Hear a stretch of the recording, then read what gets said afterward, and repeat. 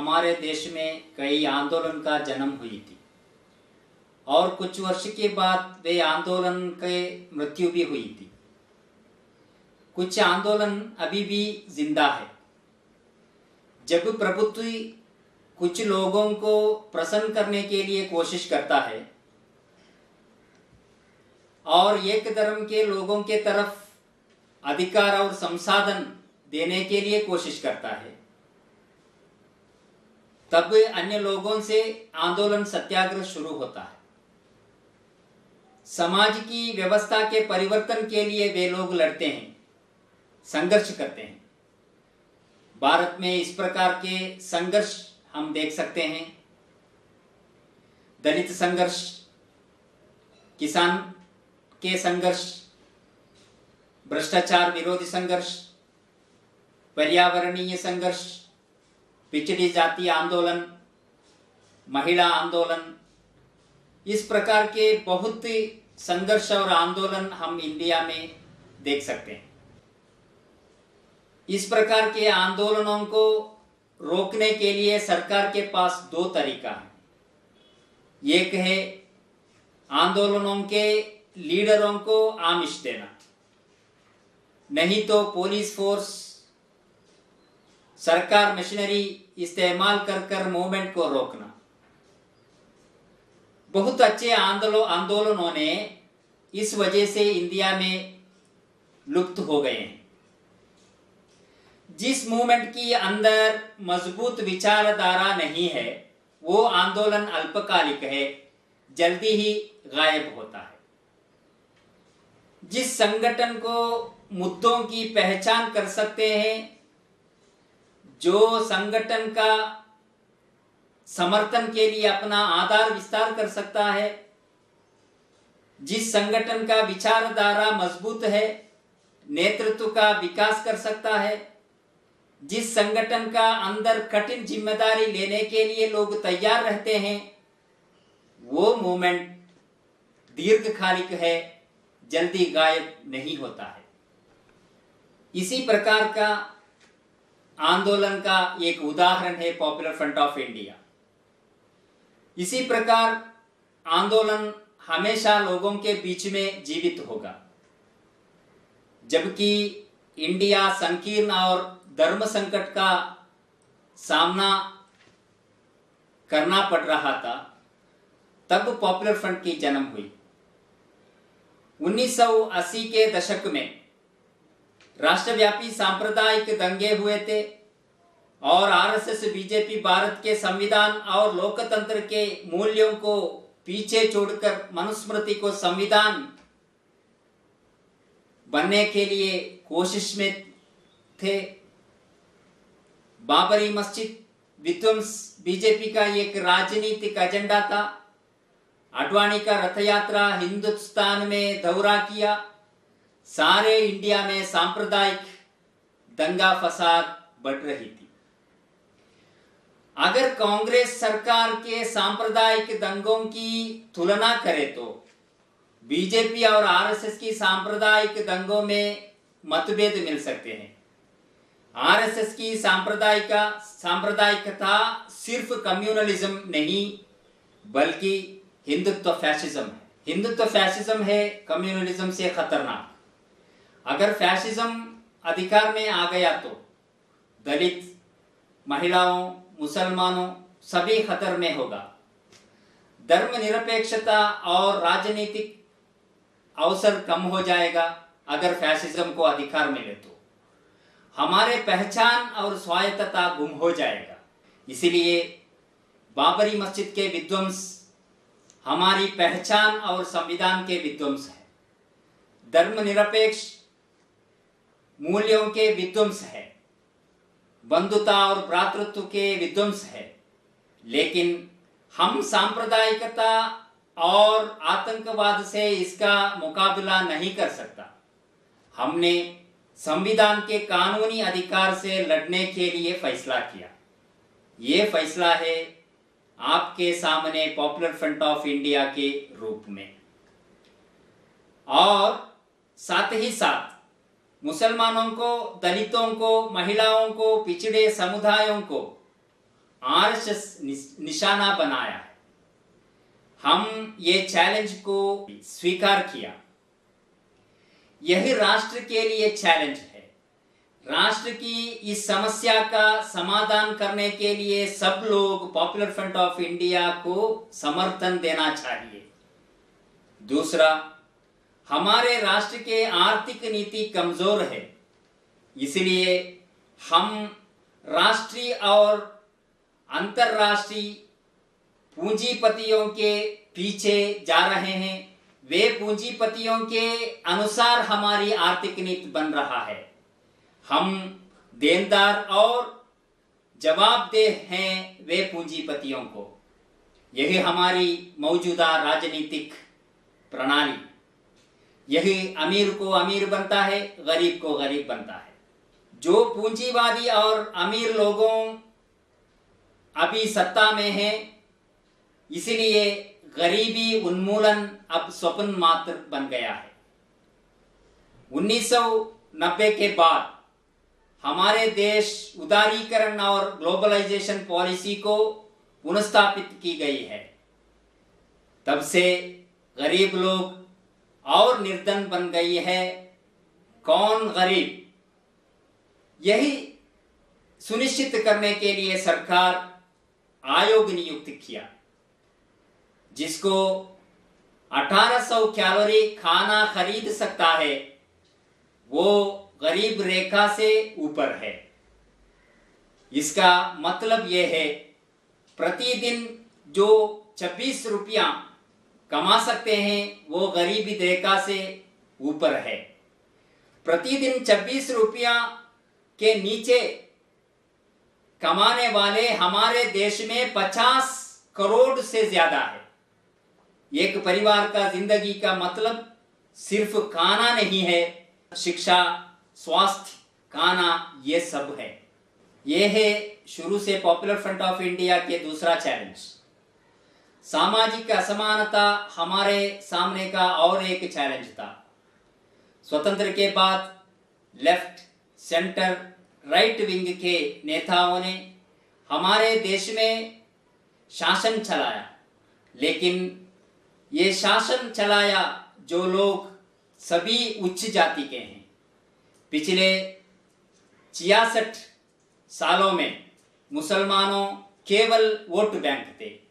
हम ये मानना है, राजनीतिक गैर प्रतिनिधित्व सभी पिछड़ेपन का मुख्य कारण है। हम पॉपुलर फ्रंट ऑफ इंडिया राजनीतिक सशक्तिकरण के मुद्दों को लेकर जा रहे हैं। हमें प्रारंभ से इन तीनों मुद्दों को लेकर लोगों के तरफ जा रहे हैं। अभी क्या हुआ? अभी भी डिफरेंस नहीं हुआ है। अब सांप्रदायिकता बन गया फैसिज्म, सांप्रदायिक बन गया आतंकवादी। गरीब उन्मूलन नहीं, बल्कि गरीब लोगों की उन्मूलन हो रहा है। अद्वानी के बजाय मोदी आ रहा है। कोई डिफरेंस नहीं है, कोई मतभेद नहीं है।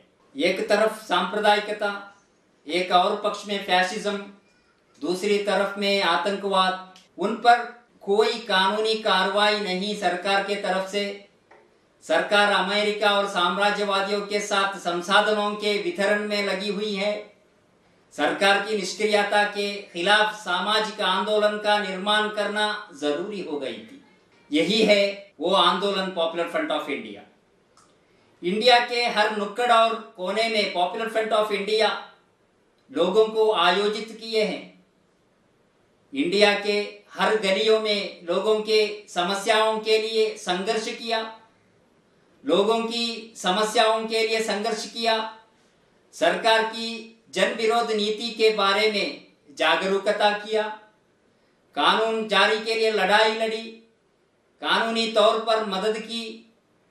पिछले साल 2013 में हम लोगों के सामाजिक और शैक्षिक विकास के लिए 9 करोड़ रुपया खर्च किए गए हैं।